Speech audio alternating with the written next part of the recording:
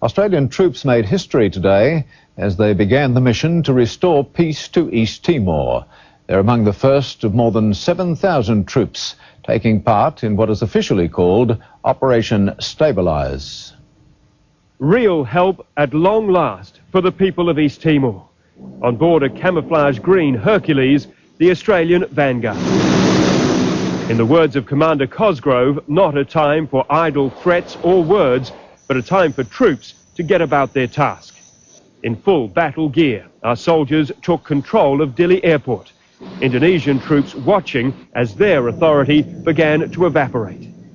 The arriving forces spread out, some checking the forest for any sign of danger, others on the run to their assigned positions.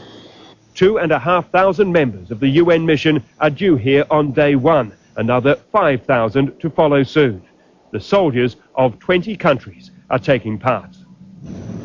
Joining the mission, a plane load of British Marines, their Land Rovers rolling out with flags flying and machine gunners on high alert for trouble. After mapping out the plan in Dili yesterday, Major General Cosgrove returned this afternoon, pleased with the progress. And I particularly note the great cooperation and understanding that's been displayed so far by TNI. And the harmony was spreading through the ranks. Struggling with each other's language, they discussed simple things like first names and ages. Okay, understand?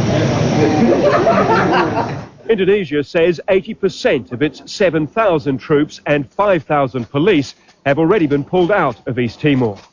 24 years since they invaded the former Portuguese colony, they are leaving in failure. Many boarding warships at the Dili waterfront at the same time as the UN forces were coming in.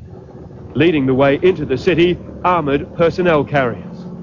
Soon after, a large convoy of soldiers followed, taking in a view of the devastation. They were quickly at work, stopping 2 militiamen on a motorbike. The troops confiscated weapons, including a homemade shotgun. But the civilians are cautious. 3 weeks ago, the UN told them they could vote in safety, only to see their homeland disintegrate into violence. Now they wait and see if this is truly their release from armed oppression. Hugh Rimmington, National 9 News.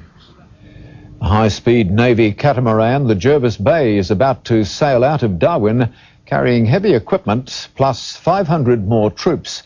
That's on top of the massive airlift that's been going on all day. Dawn and the long wait was over. Within hours, these men and women would be on hostile foreign soil, anxious they ease the tension with a game. Time too for a last letter home before boarding a Hercules C-130 bound for Dili. As they were in the air, those who would soon follow were parading one last time before their delicate and dangerous mission began.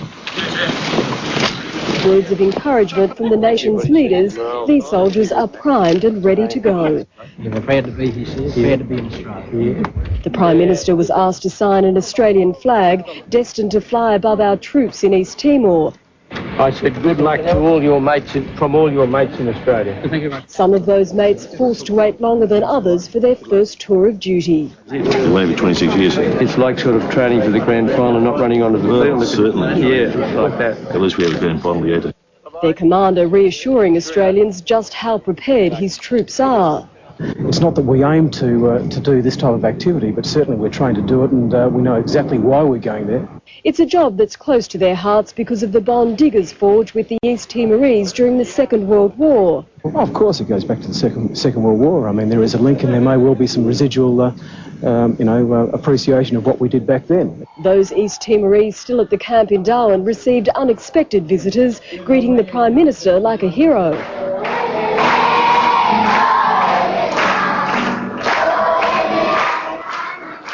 All I want, and I know all the Australian people want, is for the children of East Timor to be able to sing that song in freedom and happiness in their own country.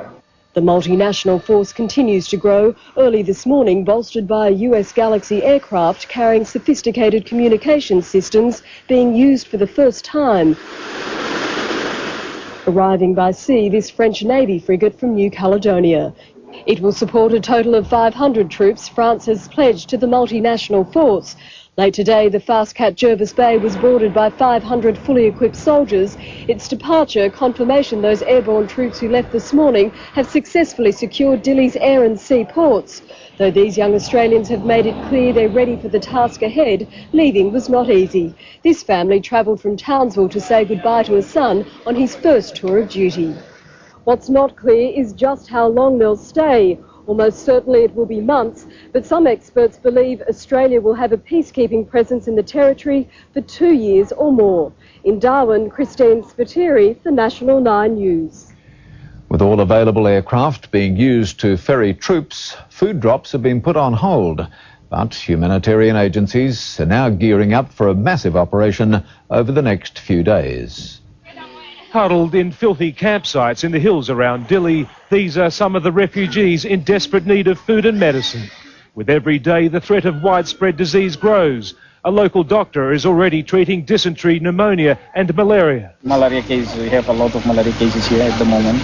The smiles of these children bathing in creek beds mask the dangers they face. There are warnings thousands of lives could be lost in these hills. Babies especially are in dire need of care. There is also much bravery. At night, some refugees dare to creep back into Dili in search of food. Red Cross has started bringing aid to the capital with a major relief effort to start on Wednesday.